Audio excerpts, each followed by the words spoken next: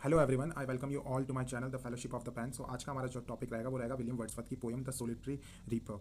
तो ये जो हम इस पे क्वेश्चंस करेंगे, लेकिन क्वेश्चन से पहले हम एक जनरल ओवरव्यू ले लेते हैं, लाइक ए कॉन्टेक्स्ट। तो ये वर्ड्सवर्थ ने ये लिखी थी जब वर्ड्सवर्थ 1803 में वर्ड्सवर्थ और उनकी बहन डॉरोथी स्कॉटलैंड जाते हैं घूमने, तो वहाँ से ये इंस्पायर्ड पोएम है। ठीक है, इसका जो जॉनरा है ये एक लिरिक पोएम है और ये डिपिक्ट करती है द पावर ऑफ नेचर को और timeless quality of a song को। ठीक है, और इसका जो सब्जेक्ट है, तो सब्जेक्ट जो सॉलिटरी रीपर है यहाँ पे, तो वो एक गर्ल है जो कि वर्ड्सवर्थ देखते हैं उन्हें हाईलैंड पे, जो कि ग्रेन काटती रहती है और एक मेलनकलिक सॉन्ग गाती रहती है वो, जिसकी लैंग्वेज वर्ड्सवर्थ को तो समझ में नहीं आती। ठीक है, लेकिन वो उससे इंस्पायर होते हैं और उसे देखते हैं। ठीक है, अब इसमें इमेजरी का क्या यूज़ हो रहा है, तो जो वर्ड्सवर्थ की जो पुरानी पोयम है, ठीक है, लाइक नाइटेंगल, तो ये सॉन्ग है ना, is compare to the singing of a nightingale और अ कुकू बर्ड। ठीक है, तो और इसका जो मेन एम वही है कि जो ये सॉन्ग्स होते हैं ना, ये ट्रांसेंड कर देते हैं स्पेस एंड टाइम को। ठीक है, तो की इमेजरी इसमें ये यूज़ हुई है। सेंट्रल जो थीम है इसमें, सेंट्रल थीम वही है कि the spontaneous overflow of powerful feeling and lasting impact of beauty on human memory.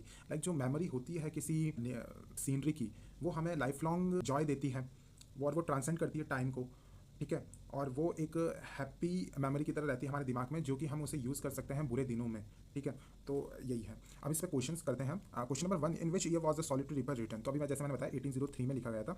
1803 में जब वर्ड्सवर्थ एंड उनकी जो सिस्टर है वो स्कॉटलैंड जाते हैं। Question number 2, the poem is set in which region of Scotland. तो जैसे मैंने बताया था कि ये जो पोएम सेट की गई है ये हाईलैंड्स में गई है, हाईलैंड्स में। ठीक है, और वहाँ पे वो एक गर्ल को देखते हैं जो कि लाइक ग्रेन काटती रहती है। ठीक है, question number 3, what is the girl doing. तो गर्ल क्या कर रही थी इस पोएम में, तो गर्ल बाइंडिंग ग्रेन कर रही थी, मतलब जो ग्रेन्स थे उन्हें काट रही थी, तो रीपिंग एंड बाइंडिंग ग्रेन। ठीक है, क्वेश्चन बी। अब हम आगे देखते हैं question number 4, what does the speaker ask the passer by two do. Wordsworth जो पासर बाय है उन्हें क्या करने के लिए कहते हैं। ठीक है, तो इसका आंसर होगा हेल्प द गर्ल नहीं, स्टॉप और जेंटली पास। हाँ, वो स्टॉप और जेंटली पास करने को बोलते हैं।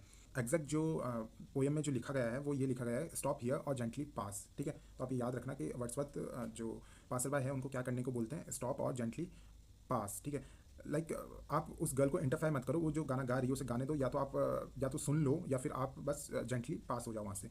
Why does the speaker not approach the girl. Speaker ने गर्ल से कुछ क्वेश्चन या फिर वहाँ उसे अप्रोच क्यों नहीं किया, तो इसका आंसर होगा शी इज़ अफ्रेड नहीं, शी इज़ बिजी नहीं, to avoid disturbing her song. उसका सॉन्ग इतना अच्छा लग रहा था, लाइक वो इतना अच्छा ब्यूटीफुली गा रही थी, तो वर्ड्सवर्थ ने बस दूर से उसे सुनना अच्छा समझा, ना कि पास में जाके उसे डिस्टर्ब कर दे। तो C would be the correct answer. ठीक है, question number 6, what is the tone of reaper's song. Tone क्या थी, तो टोन हमने अभी जब मैंने ओवरव्यू दिया था तो वो मेलनकलिक एक सॉन्ग था, जिसकी लैंग्वेज तो वर्ड्सवर्थ को समझ में नहीं आ रही थी, लेकिन वो इतना फाउंड कर पा रहे थे कि वो एक मेलनकलिक सॉन्ग था। Question number 7, the reaper's song is compare to which bird singing in the Hebrides. तो लाइक तो हेब्रिडीज से जो सॉन्ग था कुकू का, the voice to the cuckoo bird breaking the silence of the Hebrides, तो option number B. ठीक है, question number 8, to which birds singing is she compared in the Arabian desert.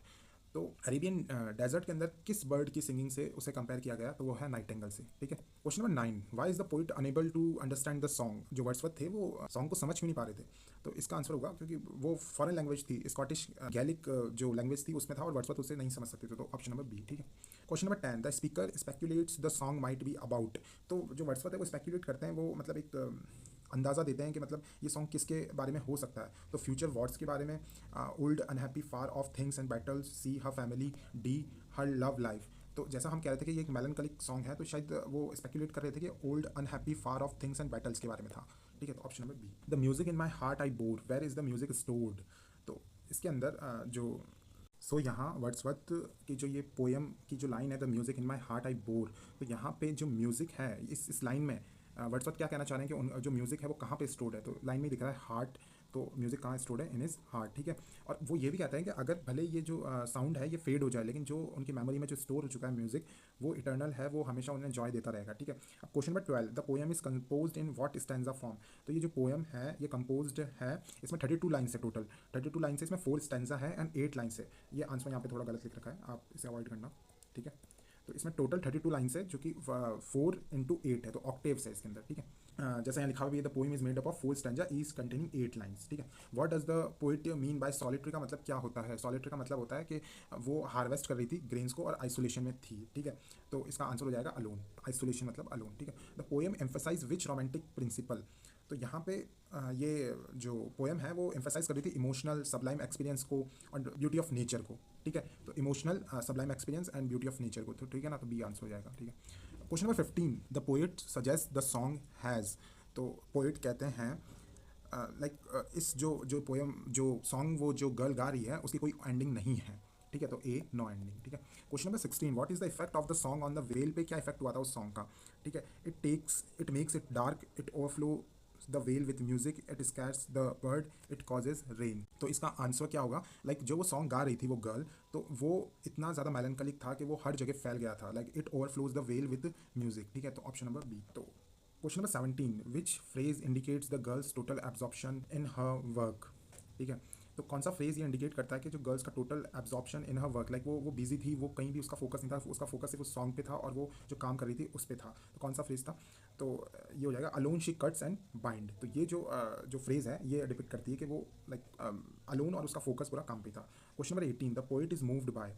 Poet किससे move था, तो हमने जैसे discuss किया poet move था बाय द जो एस्थेटिक क्वालिटी थी उस सॉन्ग की, और इतना अच्छा और इतना ब्यूटीफुल सॉन्ग था, इतना मेलनकलिक था, लेकिन वो जो गर्ल से उसने सुन के उस सॉन्ग ने अफेक्ट हिज सोल। ठीक है, तो ऑप्शन नंबर सी हो जाएगा, the sheer beauty of the melody.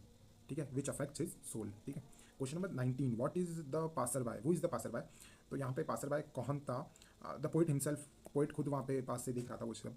Question number 20, the poem suggest that art is, poem art के बारे में क्या कहती है, ट्रांजिएंट नहीं, टाइमलेस। Option number B.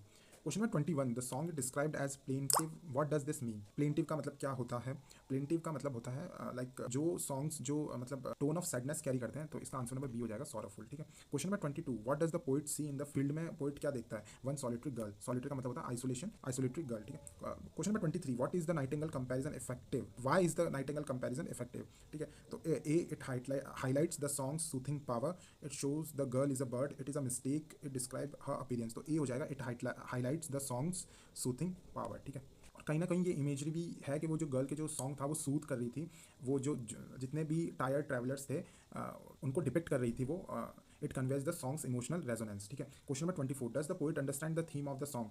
क्या पोइट अंडरस्टैंड कर पा रहे थे जो थीम थी उस सॉन्ग की। ठीक है, तो उसने जो वर्ड्सवर्थ थे उन्होंने सिर्फ गैस किया था कि ये कोई मेलनकलिक सॉन्ग है जो कि फार अवे वॉर्स के लिए लिखा गया है, तो उन्होंने सिर्फ गैस किया था, तो ऑप्शन नंबर बी हो जाएगा, नो ही ओनली गैस। ठीक है, question number 25, the ending of the poem shows the poet is a changed by the experience. हाँ, क्योंकि वर्ड्सवर्थ का मानना यही था कि जो सॉन्ग्स जो सॉन्ग्स होते हैं वो हमेशा मेमोरी में रहते हैं और इट चेंज द एक्सपीरियंस। ठीक है, like a person can be changed by those magnificent nature और बाय सॉन्ग। ठीक है, तो हमने 25 क्वेश्चन किए हैं, आई होप इनमें से क्वेश्चंस बन जाएंगे, और जो ये क्वेश्चंस थे इन्होंने पूरी पोएम को कंप्लीट करने की कोशिश की है। तो आप बताइए आपको ये वीडियो कैसा लगा, and please subscribe the channel and like this video, and see you in the next class. आप कमेंट में बता सकते हैं कि नेक्स्ट वीडियो मैं किस पे बनाऊँ, एंड शेयर कीजिए अपने दोस्तों के साथ में, and see you in the next class, bye.